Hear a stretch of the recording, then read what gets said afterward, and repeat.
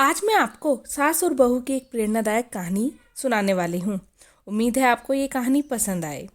शादी को कुछ ही दिन हुआ था और आज कामवाली भी नहीं आई, इसीलिए अदिति बर्तन धोने लगी। धोते धोते उसके हाथ से कांच का कप नीचे गिरकर टूट गया। कप टूटते ही वह डरने लगी कि उसकी सास अब बातें सुनाएगी। आवाज से सास दौड़ती आई और बोली, बेटी क्या हुआ? अदिति बोली, माँ पता नहीं, ध्यान रखते हुए भी कैसे मेरे हाथ से कप नीचे गिर गया। सास बोली, बेटी चिंता ना कर, कप ही तो टूटा है, तुम्हें चोट तो नहीं आई। और भले ही इसके कितने टुकड़े ही ना हो जाएं, पर मेरी बेटी के दिल के टुकड़े ना हों। मेरी बहू से महंगा है क्या ये कप? और हाँ, तुझे अभी ये सब करने की क्या जरूरत? मेहंदी भी नहीं उतरी अभी तेरे हाथों से। अभी तुम मेरे बेटे के साथ ज़्यादा से ज़्यादा समय बिताओ और एक दूसरे को समझो। सास ने अपनी बेटी को बुलाया और कहा, ज्योति इधर आकर अपनी भाभी का ख्याल रखो, अभी इस घर में नई नई आई है। ज्योति ने कहा, हाँ माँ। सास फिर बहू से बोली, शुरू में तुम मुझे अपनी माँ ही समझना, मुझे भी तुम्हारा दिल जीतना है, सास बनकर नहीं, माँ बनकर। देखते ही देखते अदिति की आंखों में खुशी के आंसू आ गए। छलछल आ गई उसकी आंखें और सास के पैरों में गिरकर बोली, मैंने एक माँ छोड़ी तो दूसरी माँ पाई, बल्कि आप मेरी माँ से भी ज़्यादा ममता मेरे लिए रखती हो। यदि घर में यह कप टूट जाता तो माँ भी दो बातें कह देती, पर आपने नहीं बोला। रात को अदिति की नींद ही उड़ गई। रह रहकर शाम की घटना याद आ रही थी। सास के बारे में उसकी जो सोच थी, उसकी विपरीत सास का व्यवहार पाया। उसका भी कसूर नहीं था ऐसा सोचना, क्योंकि उसने लोगों के मुंह से बुरी सास के बारे में ही सुना था। अदिति अपने अतीत में खो गई। उसे फिर याद आया कि कुछ साल पहले उसके एक भाई की शादी हुई थी। मेहंदी का रंग उतरने से पहले ही माँ ने भाभी पर काम की पूरी जिम्मेदारी डाल दी और अपने ही नियम कानून के हिसाब से भाभी को चलाने के लिए मजबूर कर दिया। माँ ने भाभी को घर में एडजस्ट होने का जरा भी वक्त नहीं दिया। भैया भाभी को बाहर ले जाते तो माँ का मुंह फूल जाता और बोलते ही हर समय भाभी को साथ ले जाने की क्या जरूरत है। कभी भी भाभी को खुली हंसी हंसते नहीं दिखा। समय के साथ भाभी ने सहना छोड़ दिया फिर, और घर में हर रोज झगड़ा होने लगा। एक दिन भाभी के हाथ से कांच का गिलास नीचे गिरकर टूट गया। माँ चिल्लाने लगी कि कितनी कीमती गिलास टूट दिया। किसी न किसी बात पर, हर बात पर भाभी पर चिल्लाती। भाभी भी गुस्से से बोल देती थी कि माँ मैं तो बैठी खाती हूँ, आप तो खड़ी खड़े खाते हैं।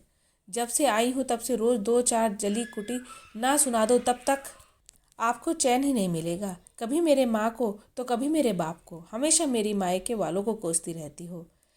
ऐसे ही माँ और भाभी एक दूसरे के साथ बहस करती रहती थी। अदिति ने घर के अलावा और भी कई जगह सास बहू के झगड़े सुनते सुनते वो डर गई थी, इसलिए शादी के से कतराने लगी। मगर माँ बाप के कारण ही उसे शादी करनी पड़ी और अनजान बह को लेकर ससुराल आ गई। पर आज की घटना ने उसकी सोच बदल दी।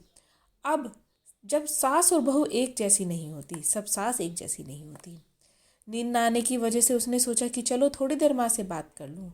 माँ ने इतनी रात को उसे फ़ोन करते देख कहा, बेटी सब कुछ ठीक है ना? कहीं तुम्हारे पति से या सास से झगड़ा तो नहीं हो गया? अदिति बोली, नहीं माँ, ऐसा कुछ नहीं है। मालूम है माँ, आज मेरे हाथ से कांच का गिलास नीचे गिर गया, तभी सास आ गई। मेरे आगे बोलते ही मेरे सास ने बोलना शुरू कर दिया। बेटा फिर तो तेरे सास के चिल्लाने पर तूने अच्छा सा जवाब दे दिया ना? हाँ बेटा, कभी भी दबकर नहीं रहना। तुम एक पढ़ी लिखी लड़की हो, तुम में कोई कमी नहीं, इसलिए कभी भी सुनना मत।